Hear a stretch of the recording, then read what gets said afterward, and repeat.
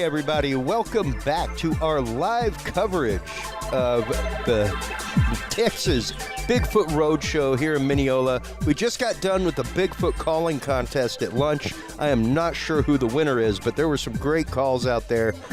Joining us in this segment from Paranormal and Plastic, the amazing Charlie Perez, a great artist. I actually found him on social media after I became a sponsor of this event and started just tagging around the communities, stuff like that.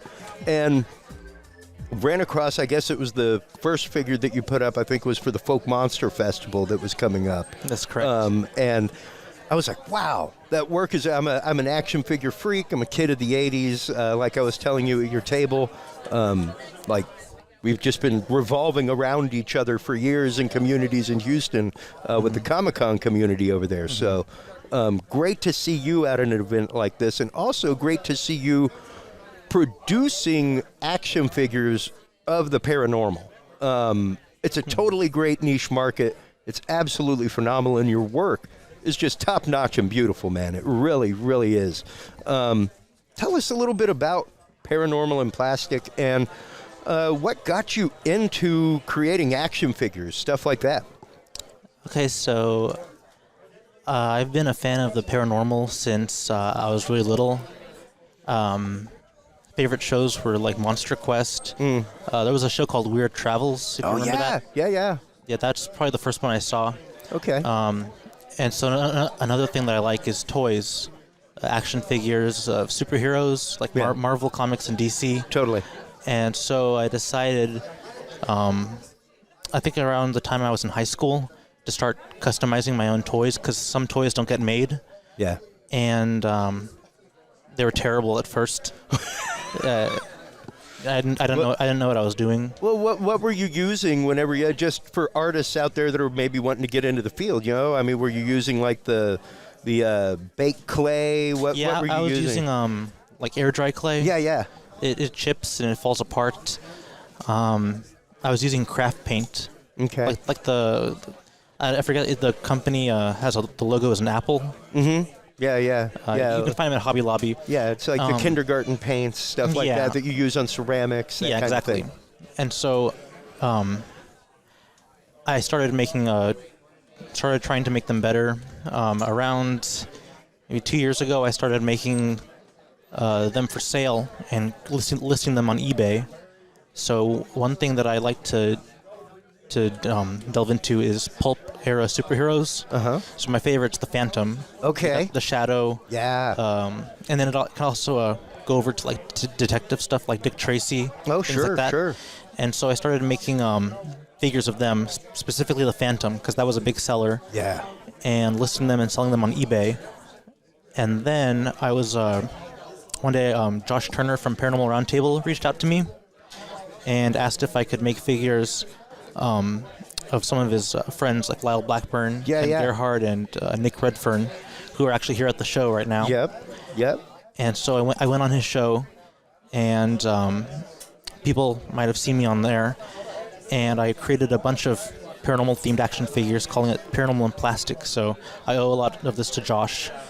And then I kind of expanded over last Christmas, reaching out to different podcasters, paranormal investigators. Totally. Some of the people I've made figures for are Shannon Legro. Yep. Ryan Sprigg. Yeah, I've seen him.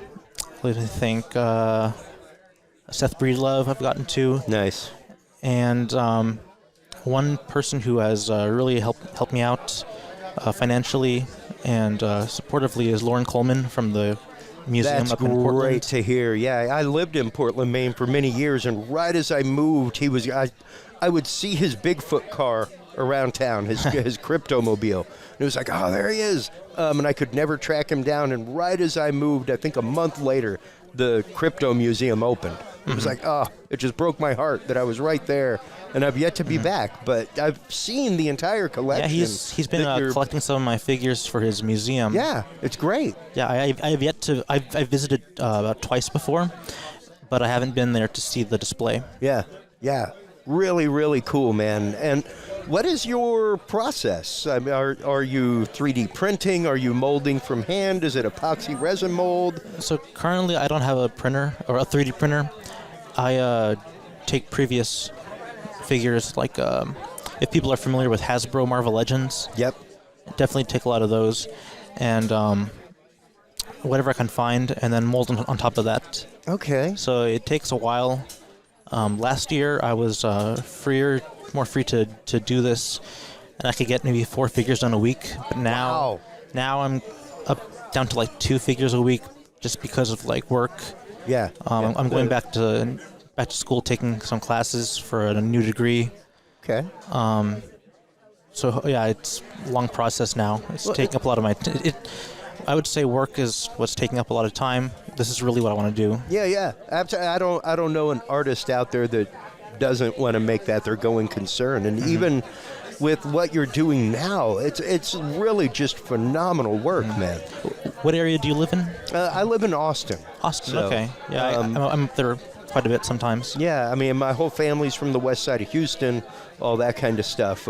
Katy, Spring Branch area. So you go to a lot of the shows in Houston.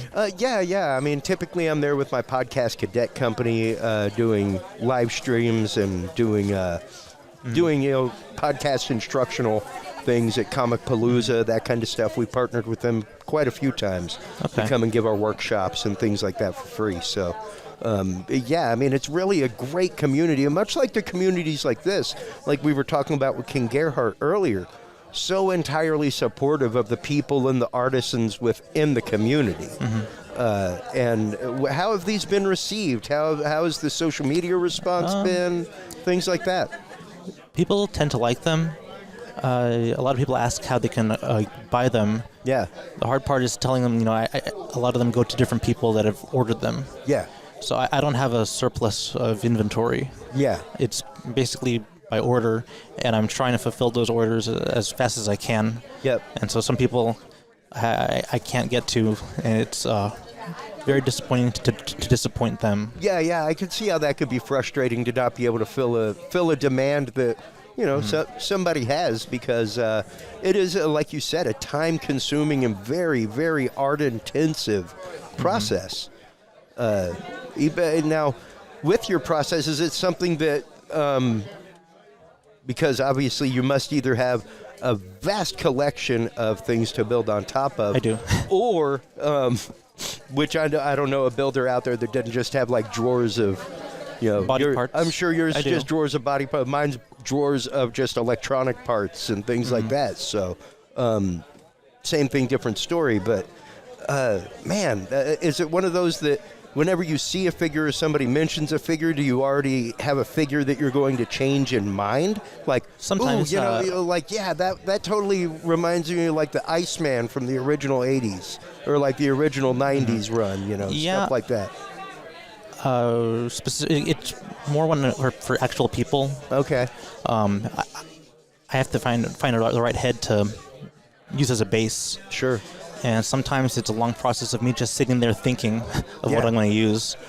But I use Aves Epoxy Sculpt to build on top of that head, or really whatever.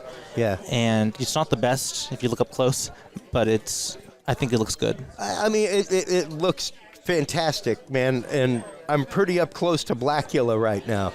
And that is some pretty impressive detail. And to know that you are hand painting these things, that you are hand sculpting these, that it's not like you've gone through the effort to make a rubber mold, to epoxy mold things or anything like that. So far I haven't gotten into molds.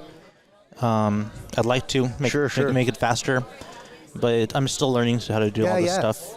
And one thing I am going to try to expand to, aside from 3 3/4 inch figures now, I also want to expand maybe into like obscure horror movie characters. Okay. So that's why I have Blackula here. Blackula is a movie that I happen to like. I love that movie. I think it's hilarious. It is one of my favorites of all time, man. But then there's characters like Kurt Barlow from Salem's Lot. I definitely want to make that. Yeah. There's one of my favorite movies, Nosferatu. The character of Count Orlok's my favorite. Nice. Maybe making him. And then another movie that I love is the original Fright Night. Yeah. Oh. They're making Jerry Dandridge in his vampire face. Yeah. Something like that. That would be movies epic. like that. Yeah, and you know as well as I do, especially in Houston, folks out there, if you are in the Houston area and you do not know about like the Houston horror pop-ups that happen, the Houston horror markets, stuff like that, our good friend Scary Dad, Billy Stewart, Scott Fontenot, those guys that put on all those things, if you aren't connected with them, Yeah, if we you know, definitely need to talk if you don't know the guys I'm talking about, because you need a booth at their stuff, man. They do horror pop-ups all over the place. You definitely need to have these out there. if you know Misfit Toys, Oh, yeah. up in the Montrose area, Yeah, shout out to those guys, man. And I mean, even Christine Nix and all that. It's a really great community to get involved in. And once again, it's so supportive, not only in artistic advice, but how to market yourself, how to get out there, how to appear at conventions like this. They're so entirely helpful. So if you are one of those people that's a maker, a creator, go out to an event like this and literally just ask. You know, people will more than gladly share like how to become a vendor, that kind of stuff. So there's also another side of the toy community that I've been a part of for past half a year now, maybe a little bit more. Yeah, it's been more, about a year now. There's groups like Super Happy Incredible Toys, if you know them. okay, They throw shows all the time. There's the Houston Toy Psychos. all right, There's an antique store off of Beltway 8 and I-10, if you know that, the antique marketplace. right over by the archery center. I have a bunch of friends there that have shops. Yeah. And I'm always hanging out with them and setting up at all the toy shows. Yeah, yeah.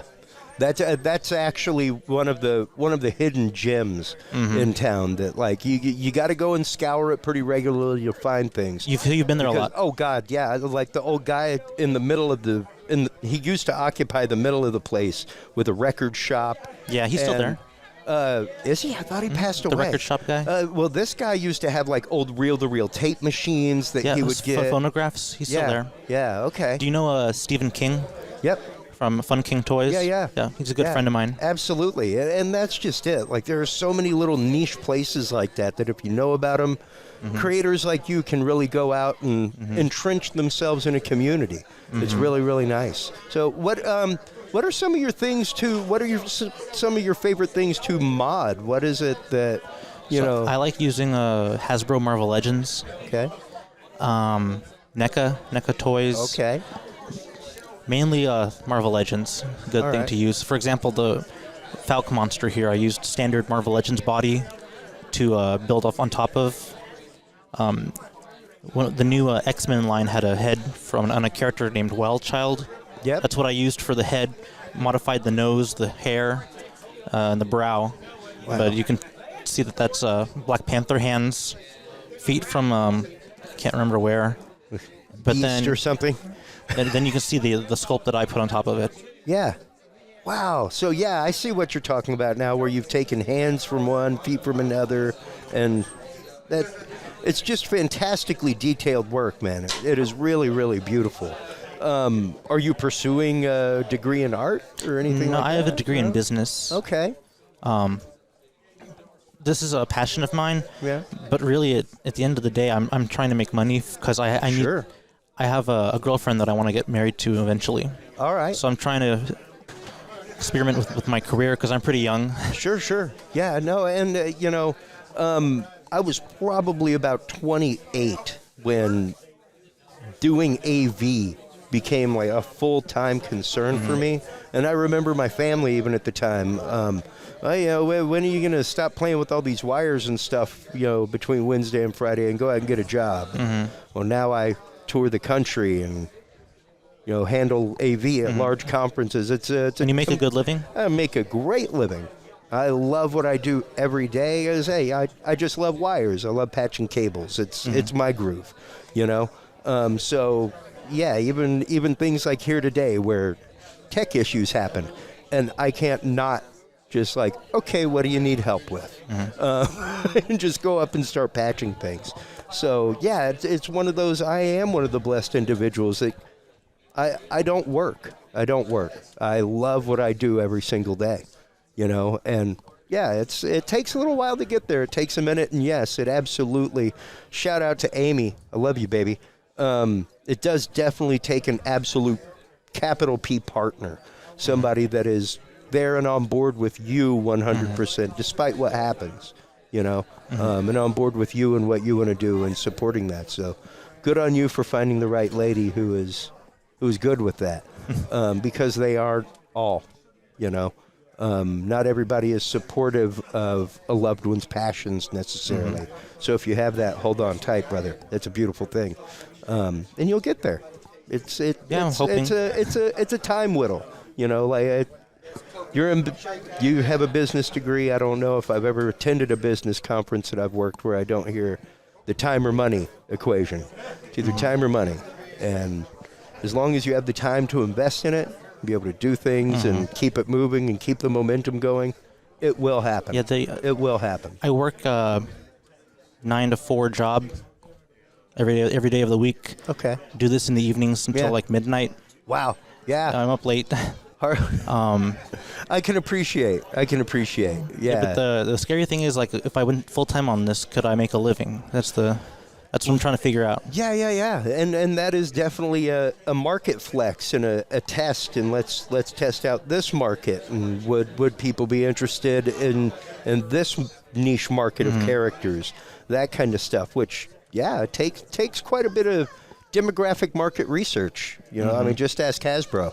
I mean, it's not like you can exactly go out making cartoons to promote your toys yet. Soon, someday. But tell everybody where they can go to get your stuff. eBay store, website. So previously I was posting a lot on eBay. I haven't done that in a while. I want to. I'm going to try and make an overstock of figures and then have some on eBay. I'm wondering if cryptozoology figures will sell on eBay. Because so far I've been marketing those towards the paranormal investigators themselves. But you can contact me through Instagram, Facebook, and I try to get back to as many people as I can. What are your handles?